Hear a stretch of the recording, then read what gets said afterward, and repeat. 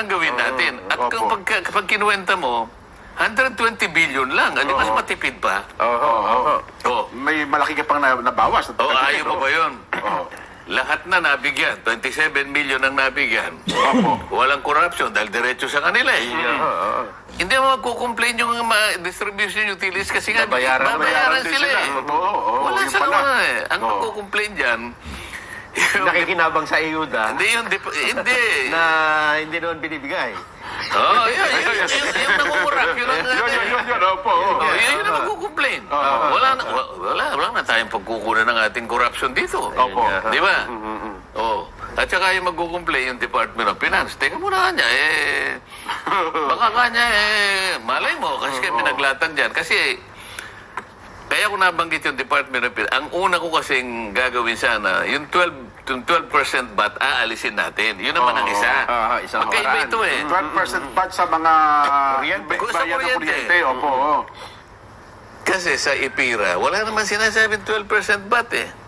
Ba't mo nilagyan ng 12%? Kaya nga tumaas eh. Di ba yung sinasabi kong palagi, ang nakalagay, affordable rates of electric power. Paano magiging affordable? Sinaksakan mo ng VAT. Di ang gagawin ko, tatanggalin ko. Sasabihin ng Department of Finance. Boss, gagawin yan. Mababawasan ang kita ng gobyerno. Paano pananagutan yan? Ako pa naman palagi ko sinasabi, kayang-kaya kong ilabas lahat yan. Tete mo muna. Huwag ka makikipag-away sa batas, pare. Di ba? Ang sinasabi ng batas, affordable. Sumunod ka sa batas. Sumunod ka sa batas. Kaya naman hindi naging affordable. Kasi nalagyan nyo ng bat eh.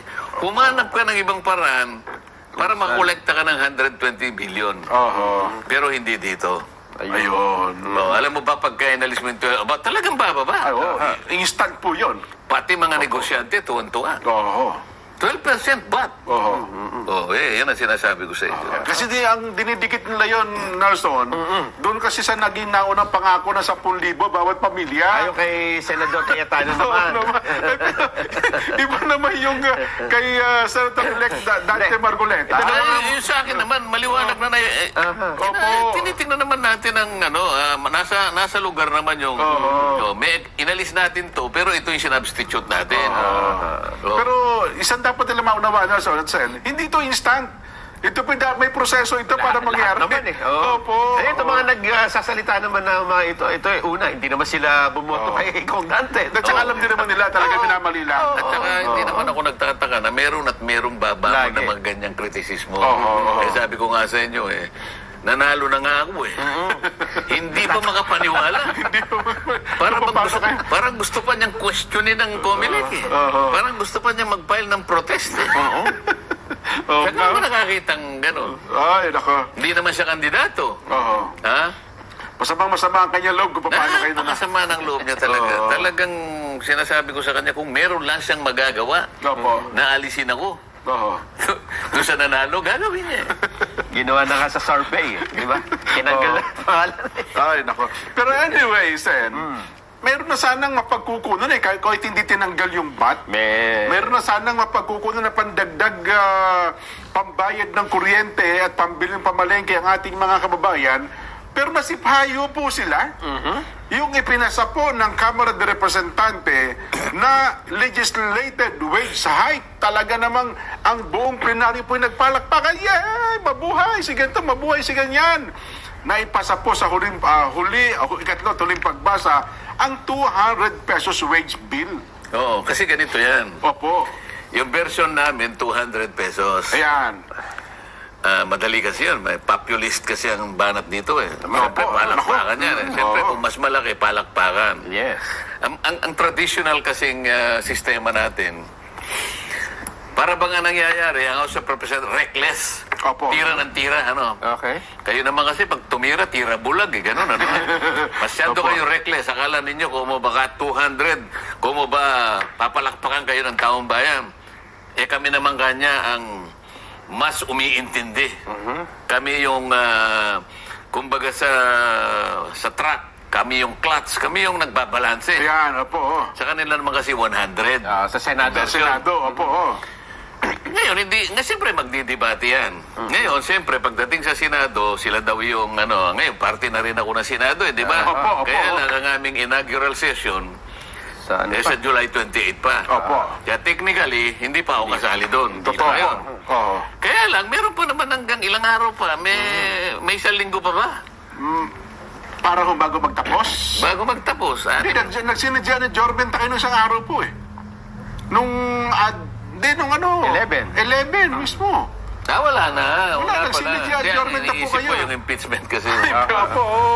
Wala na. Wala na po, hindi na talaga. Ngayon, ano ngayon ang sinasabi nila? Ang sabi nila, sinisisi daw po nila ang Senado.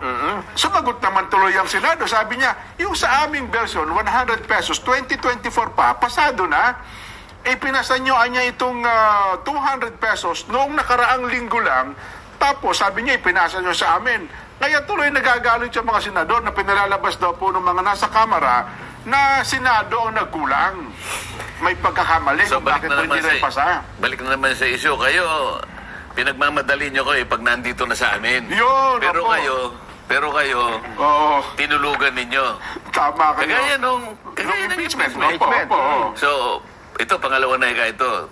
Kailan nyo lamang ipinasa sa third reading. Pero kami, naghihintay kami 100. Opo, 100. Siguro, kung December, pinadala nyo na rito, maraming panahon. Natalagay ng maayos. Baka hindi na tayo nag-bycam, inadapt na lang natin. Total, 100 tayong pareho. Sasabihin namin sa inyo, okay, so i-adapt nyo na lang ang Senate, o kaya i-adapt namin na sa inyo, wala ng bycam, tapos. So ito nangyari, sisihan.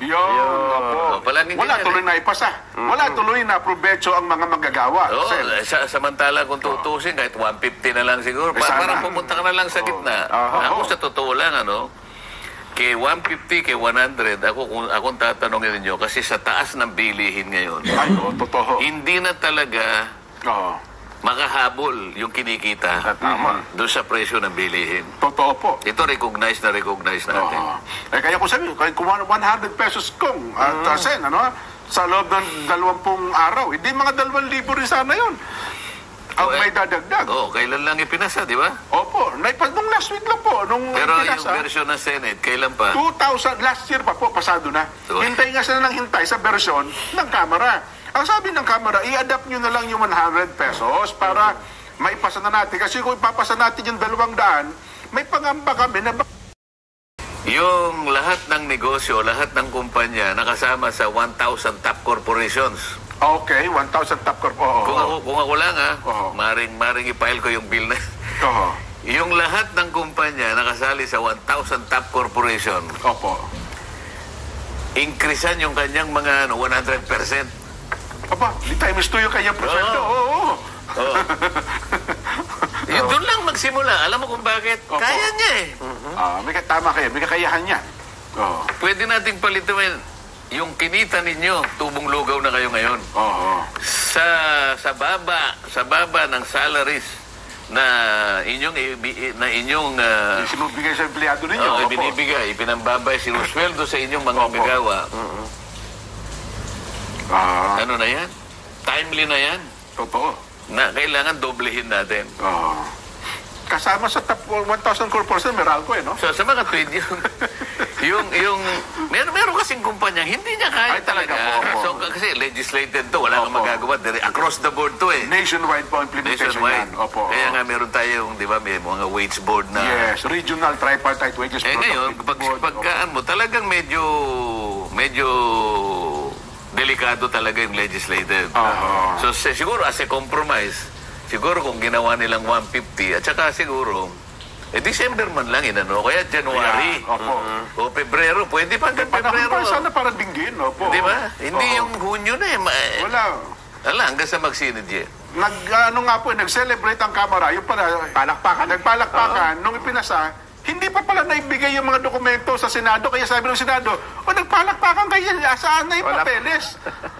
Ipinasa pala, this week lang, parang Tuesday ata o Wednesday lang, parang Monday. Nagpaliwanag yung bagong tagapagsalita ng HOR Pero anyway, iyan ho ang magiging box populi natin sa araw na ito. Ang ating magiging tanong, sino ang